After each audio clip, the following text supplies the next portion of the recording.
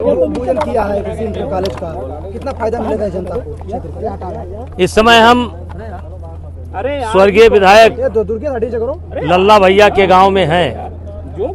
वो इस विधानसभा से 8 बार विधायक रह चुके हैं और मरणोपरांत उन्होंने योगी जी से एक राजकीय इंटर कॉलेज के लिए इच्छा व्यक्त की थी और उसके लिए जमीन मुहैया कराया था और माननीय मुख्यमंत्री जी ने ये राजकीय इंटर कॉलेज स्वीकृत किया था, जिसका आज भूमि पूजन कार्यक्रम उनके सार्वेन्द्र मोहन और वेंकटेश मोहन की देखरेख में हुआ है।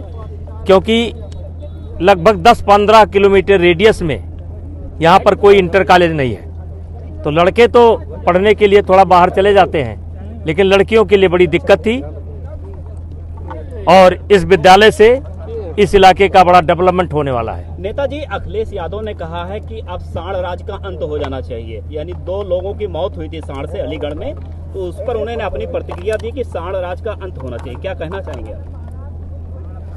देखिए, अखिलेश जी किस भाषा में बात करते हैं और कहाँ संकेत रहता है वो हम समझ नहीं पाते उनकी बात, क्योंकि वो इशारे में बात करते हैं। उनमें उनकी बात में रहस्य बहुत होता है, स्पष्ट नहीं रहता है। नहीं, क्या लगता नहीं है सांड से लोगों की जो मौत हो रही है,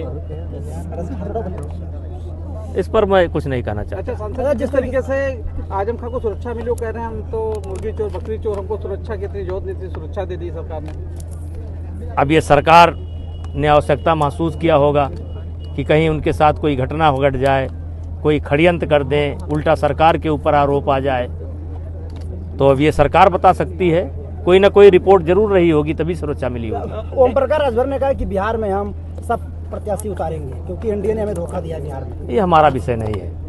अच्छा नेताजी, इतना अभियान आपने चलाया है, खासकर मिलावट के लिए, नकली के लिए, चाहे मावा हो चाहे मिठाई हो, जो चीजें, उसके बावजूद अभी कल ही कानपुर से करीबन 1.5 कुंटल खोया आया है और उसको अधिकारियों ने पकड़ा है। लगातार ये चीज चल रही है, कहाँ तक ये फैला है? देखिए ये चल भी रहा है और सतर्कता बढ़ी भी है।